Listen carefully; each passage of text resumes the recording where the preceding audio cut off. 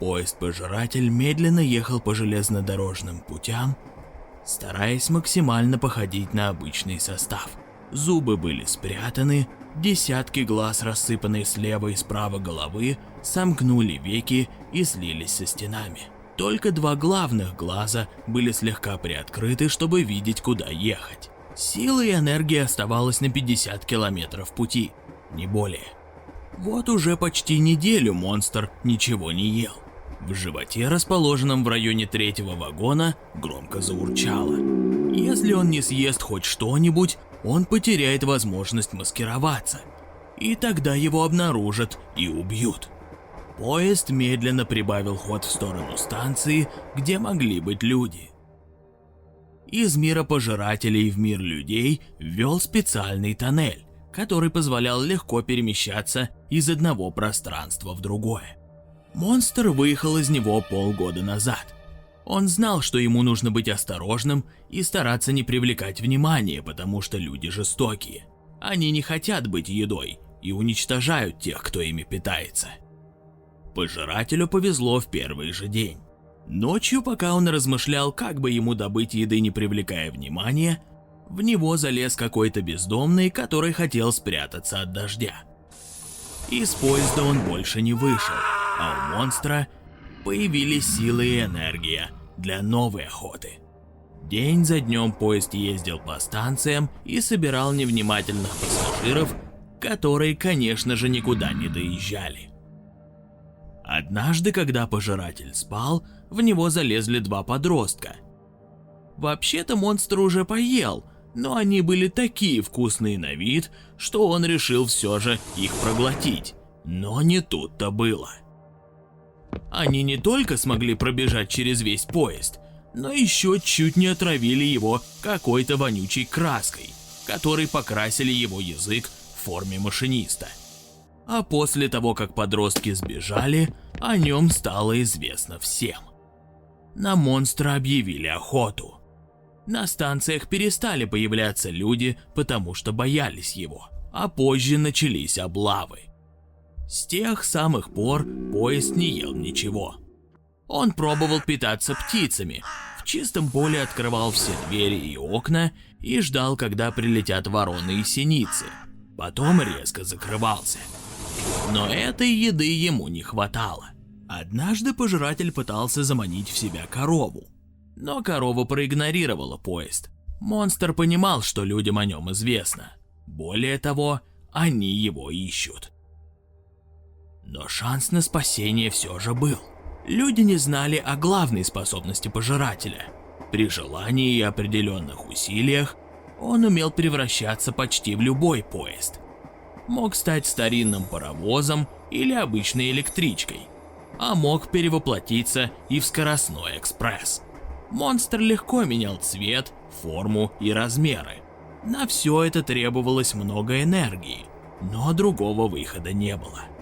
Поезд решил, что если он не может попасть домой через тоннель, то стоит попробовать выбраться в другой город или даже страну, чтобы там снова иметь возможность охотиться. Так начался его путь к свободе. Ради этого плана он даже научился переползать с одного железнодорожного пути на другой, правда, если расстояние было минимальным. Перевоплотиться в старый заброшенный поезд было проще всего. Под покровом ночи монстр вернулся в то самое депо, где когда-то встретил подростков, и трансформировался в старый состав с ржавчиной на стенах и треснутыми окнами. Сил после перевоплощения почти не осталось, и он заснул. Через несколько часов монстр очнулся от того, что кто-то рядом разговаривал. Поезд аккуратно приоткрыл один глаз. Это были люди в форме, которые искали его. Они светили фонариками в разные стороны. Монстр затаился. Главное, чтобы его не обнаружили и не убили. Он почувствовал, как внутрь него кто-то зашел. В голове пульсировало только одно – еда, еда, еда. Он мечтал захлопнуть двери намертво и сожрать того, кто шел по вагону. Но тогда его обнаружат. Пожиратель собрал все свое терпение и стал ждать. В поезд зашел еще один человек. Они шли и переговаривались. Один сказал другому, что не помнит, чтобы этот состав стоял тут раньше. А второй ответил, что старые поезда часто сюда привозят, и этот ему не кажется странным. Сердце монстра, которое бешено колотилось в районе второго вагона, замедлило свой ритм. Когда люди уже выходили из него, желудок монстра издал пронзительное урчание. Это нельзя было проконтролировать. Люди переглянулись, стали что-то громко обсуждать, но потом решили, что им показалось. Они выпрыгнули из поезда. Монстр смотрел, как эта вкуснятина с фонариками в руках удаляется к другим поездам. На следующий день монстр медленно двинулся в сторону большой железной дороги. План был такой: нужно дождаться следующего поезда, прицепиться к нему и постараться максимально трансформироваться в него и незаметно проехаться дальше. Пожиратель встал на путях в кустах. Его рельсы вели к главной железной дороге, по которой ездили большие поезда. Вдалеке показался груженный углем состав. Он собрал все силы, вцепился зубами в последний вагон и помчался прицепом, на ходу трансформируясь в того, кто вез его. Таким образом он добрался до небольшого города.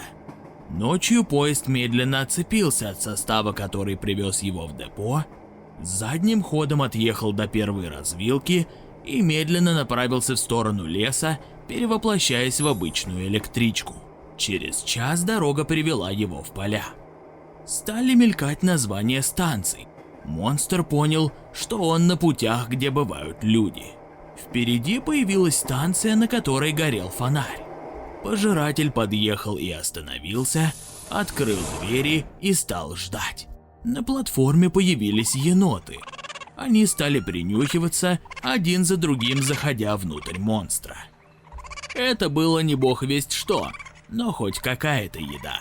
Двери захлопнулись. Из поезда раздался писк животных, но вскоре все утихло. Утром пожиратель двинулся дальше.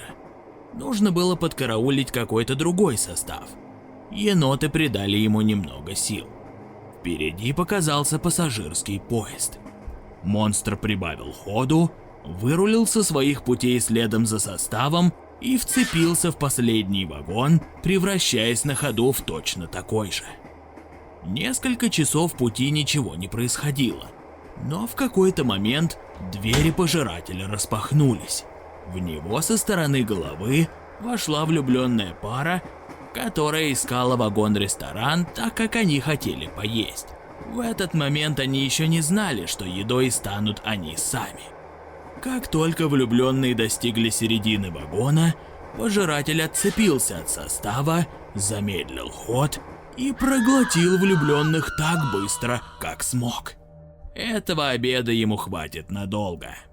Поезд глубоко вздохнул и медленно поехал вперед, не утруждаясь даже замаскироваться.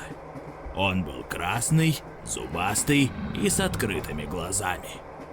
К вечеру пожиратель добрался до большого города.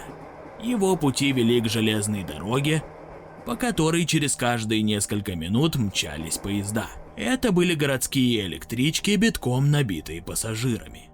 Соблазн прицепиться к ним, открыть двери, проглотить столько людей, сколько он захочет, был велик. Но этого нельзя делать, иначе начнется паника. Двух влюбленных никто искать не будет, а целый вагон людей точно не останется незамеченным. Монстр прибавил ходу, прицепился к электричке, быстро перевоплотился в ее вагоны и мчался прицепом, не открывая дверей на станции. В большом городе ему будет трудно и прятаться, и охотиться. Нужно было срочно куда-то выбираться. Монстр ехал и думал, как ему быть дальше. Неожиданно состав, который тащил его за собой, нырнул в подземелье. Поезд вздрогнул и распахнул все свои глаза. Он не знал, что под землей бывают рельсы. Тоннели, как норы червей, мелькали то тут, то там. Пожиратель понял, что это мир, в котором он может прятаться сколько угодно, и никто его не поймает. Он отцепился от состава и уже через несколько минут въехал в подземную станцию метро, где стояли люди. Поезд открыл все двери. Пассажиры вошли внутрь. Монстр двинулся в темноту тоннеля, из которого раздались жуткие крики тех, кто уже никогда и никуда не доедет.